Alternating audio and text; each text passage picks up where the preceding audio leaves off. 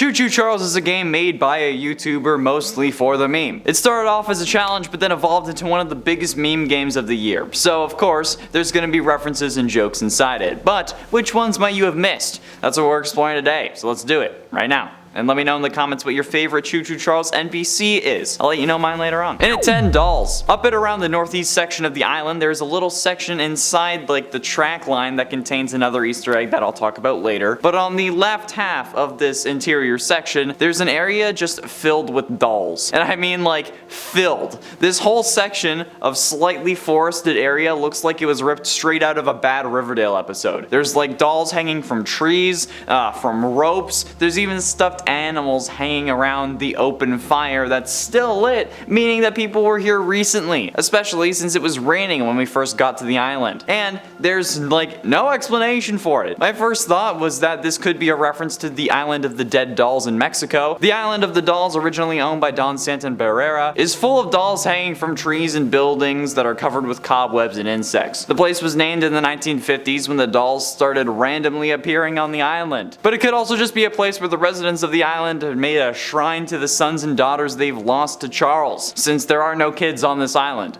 which is odd given how many married couples and fun singles there are here. Pickle Lady in particular seems like she'd just want the pickle raw, if you know what I mean, as a cucumber. And at 9, rubber duck. At the northernmost part of the island, the peak at the northwest corner, there is a small little beach. On your way here you will run into some cultists, but should you make it the whole way alive, you can find a giant yellow floating duck just there off the coast. Around 40 meters out, actually. This is certainly an interesting Easter egg, since not only is it a giant rubber duck, but also it's somehow staying still despite there being a storm and it floating in the ocean and, you know, it being a giant yellow rubber duck. Of course, this doesn't have to make sense. It's a video game about a giant demon train spider, but given all the other things happening on the island, maybe this is just another monster. Maybe the reason it's not moving is because it has, like, extremely long legs that are keeping it in place. And based off their reaction to Charles, maybe the duck is a little scared to actually reveal themselves. Or maybe it's supposed to be a reference to something that I'm just not understanding. I don't know, is there like a duck in Thomas the Tank Engine? Or is this like another gaming reference? Is this a JoJo reference? Let me know if you have an idea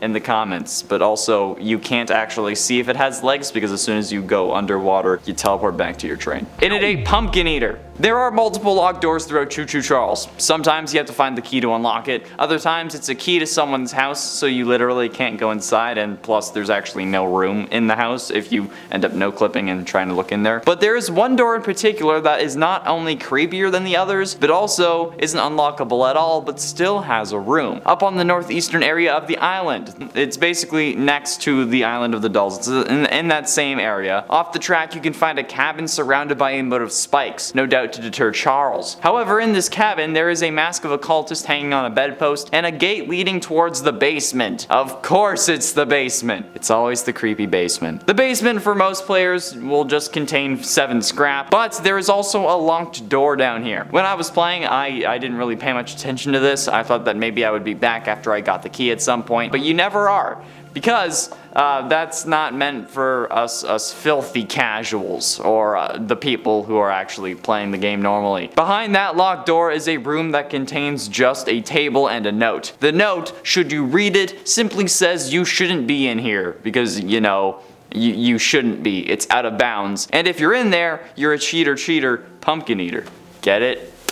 There you go, it all comes around, that's the title of the number. And at 7, POG Rocks. The development process for Choo Choo Charles took a while, as I'm sure actually quite a fair few of you know. The game grew and grew from its original idea and just got meme-ified along the way. And 2-Star was streaming parts of the development, which did gain some traction. So, in honor of everyone who was subbing during those streams, 2-Star added rock towers. Basically, they're stone cairns or inukshooks, and there's one rock for each person who subbed. So, one tower will be made of multiple people who subscribed. To quote from 2-Star's Twitter, while playing Choo Choo Charles, you might find some strange rock piles. Each rock is dedicated to someone who subbed during the development live streams I did over the past year. They are POG Rocks. Very epic. So there you go. There's a nice little Easter egg and a way to get all those fans who subbed into the game. There you go. You're in the game, damn.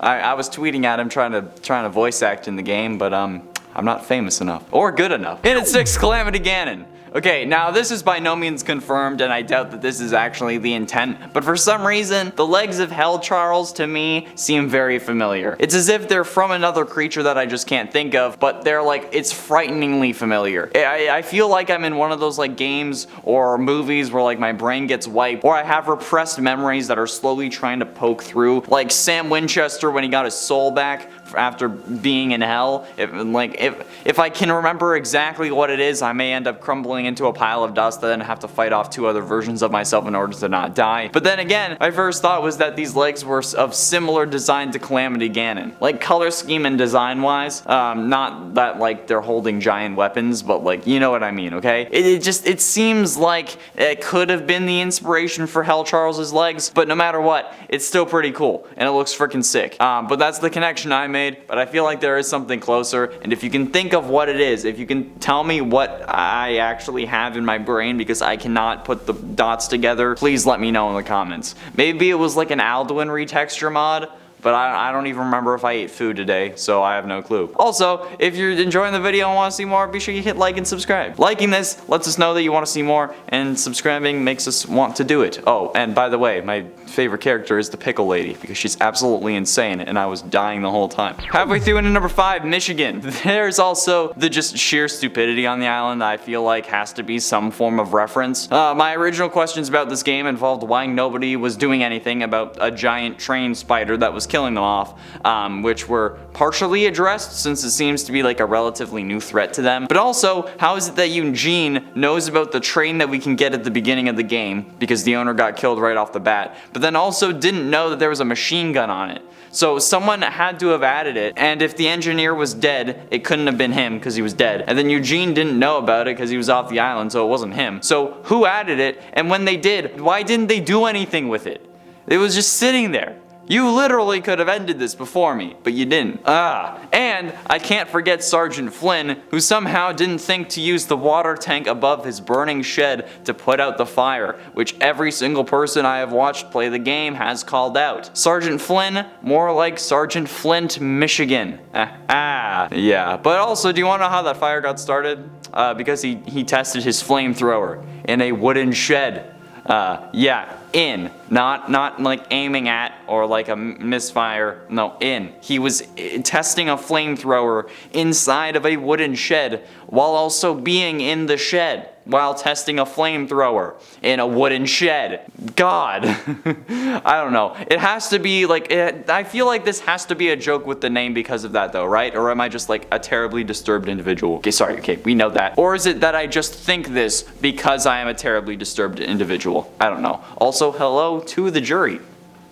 Hope you like the suit. In it for Momo. When you're getting Bob, the 4th gun in the game for most players, you end up getting sent to a Warren Goon campout since they stole the barrels for the gun, for some reason. Even though they would be useless without the actual gun, but maybe they were trying to disable it. Anyway, in one of the rooms in this outpost, you can find various masks that the goons can spawn wearing. One of them looking very similar to the face of a figure commonly known as Momo, from the Momo Challenge way back in 2017. The Momo Challenge was a hoax and an internet urban legend that was rumored to spread through social media and other outlets. It was reported that children and adolescents were being enticed by a user named Momo to perform a series of dangerous acts, including violent attacks, harming others, and forever napping, because you know, YouTube doesn't like that word. Which seems to be a parody of the Blue Whale game, which had a similar sort of story, but despite claims that the phenomenon had reached worldwide proportions in July of 2018, the numbers of actual complaints was relatively small, and no law enforcement agency had confirmed that anyone was harmed as a direct result of it. So yeah, it was a hoax, but I mean, the face and like the Momo character, like that sculpture with the face, I don't know, it looked frighteningly similar, and it's something that I called out during my live stream. Getting close to the end at number 3, Skyrim? Okay, now, I know that I'm biased because I love Skyrim. I have a Skyrim tattoo. But, considering how this is a giant demon train spider thing, we would think that it was the first time showing up on the island, right? It's based off one of the trains they have on the island. They haven't been here the whole time. They only recently got here. The first time they saw Charles was after they unearthed the eggs, but that's not the first time they've actually seen a giant spider on this island, apparently. At the beginning of the game, you can get a set of lockpicks from Daryl, the guy at the scrapyard. You pass it on your way to your first mission if you're following the track going forward. You use them to unlock the chest that Warren's goon had just thrown into the yard recently, and inside is a ancient tablet which is described as, quote, a very old stone tablet that features some strange drawings, which I feel like is a reference to Skyrim and the Dragonstone, okay? But like, what was off about this for me was that the ancient tablet had a drawing of people fighting a giant spider. I mean, it didn't have dragon burial mounds, which is unfortunate, but I mean, come on, okay? It was a normal giant spider, not one that looked like a train, so this isn't the first time it's happened. But then, this is also like the first item in the game, the first real side quest, the introduction of lock picking, and the whole ancient stone tablet thing makes me think that this is a Skyrim reference. And if it's not meant to be, you know what? That's fine. It's not a mistake, it's a feature. Todd Howard lives in all of us, and his influence just made it into the game without Gavin noticing. Haha, you're welcome.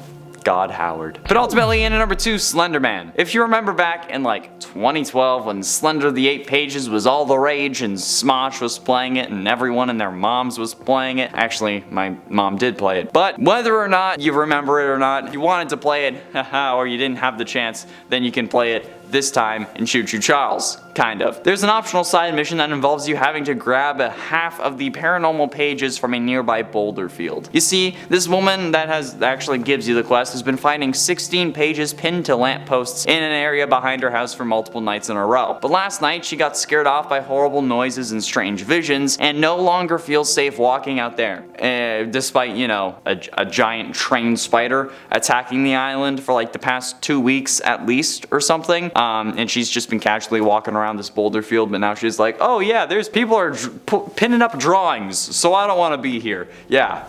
Good on you, ma'am. This island doesn't have any problems with IQ at all. But being the monster hunter museum curator archivist that you are, and you know, after being offered some scrap metal, you go and gather those 8 pages so that she can burn them, all while being chased by some form of pitch black creature with white glowing eyes and glowing outline that is flying at you with a mini tornado underneath them, and then if they catch you, you get teleported. It's legally distinct from Slenderman, but it's definitely a reference to one of the most iconic YouTube horror games of all time. And finally, in at number 1, Minecraft. Okay, so the mission where you have to bring that witch, like the fish for her stew, and then you have to be careful going through the swamp because of Barry, that has to be a Minecraft reference, right? I mean, it's not just me. I mean, like, a witch with her cauldron in a swamp with her hut being over the swamp on stilts and very boxy, it feels like a Minecraft reference. And you see, I was kind of iffy on this Easter egg when I first thought of it, when I stumbled upon it in my playthrough of the game, but then when I read the recipe for her soup and saw dirt in it,